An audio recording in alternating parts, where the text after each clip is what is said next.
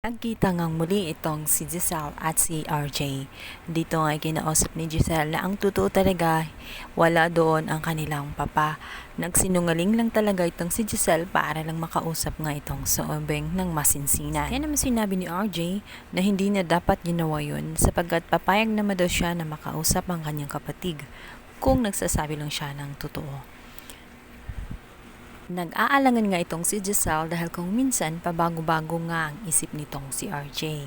Kaya naman naisipan na niyang magsinungaling. Subalit ngayong malinaw na sa kanya ang lahat na talagang nakita na niya ang tunay na ugali nitong si Moira.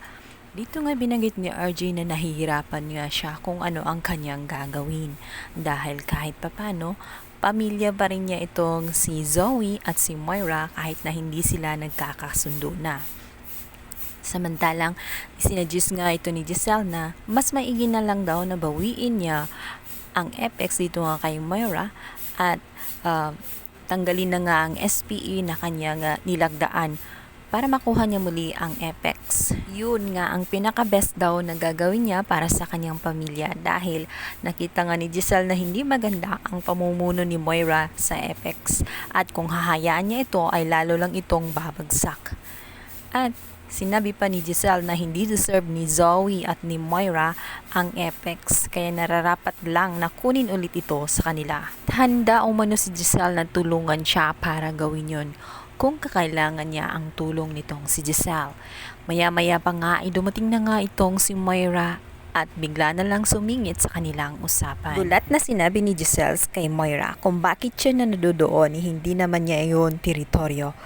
Subalit sinabi nga ni Moira na isa rin siyang tanyag kaya belong din siya sa usapan bilang pamilya.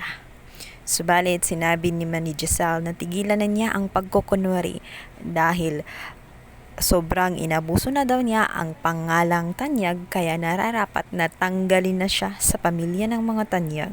Dagpa nga ni Giselle na kung hindi man daw siya nadali ng lindol dahil sa malakas ang kapit niya sa demonyo, ay siya na daw mismo ang gagawa ng paraan para matanggal siya sa pamilya ng mga tanyag.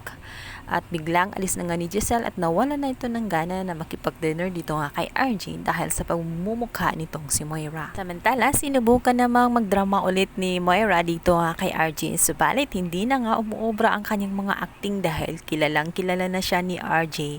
At sinabi niyang hindi nga daw magkakaganon ang kanyang kapatid kung wala siyang ginagawa.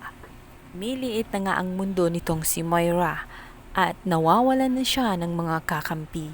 Maging ang kanyang anak na nag-iisa niyang kakampi dati ngayon ay lumalayo na ang loob sa mga pinagagawa niya. Samantala ito nga si Zoe ay biglang nag-walk out sa bahay ni Annalyn dahil nung dumating nga si Tiang Susan ay binanatan siya nito. Pinagsasabihan siya ng mga real talk at sinabi niya ang tungkol sa aksidente ng kanyang daddy na may hinala nga siya na may kinalaman ang mami niya sa pagkahulog ni RJ sa hagdan. Subalit iginiit at itinanggi ni Zoe na walang kinalaman ang kanyang ina. E naman naapahiya siya at nagilty nga siya kaya umalis na lang siya sa loob ng bahay na yon dahil ang totoo nagsinungaling siya dahil ayaw niyang malaman ng lahat dahil isa sa dahilan ng pagtatalo ng daddy at mami niya ay siya dahil nalaman ng daddy niya na hindi siya tunay na anak. At tama ang hinala ni Tiang Susan na hindi niya kailanman malalaglag ng tuluyan ang kanyang ina. Pinoprotektahan pa rin niya ito sa kabila ng lahat.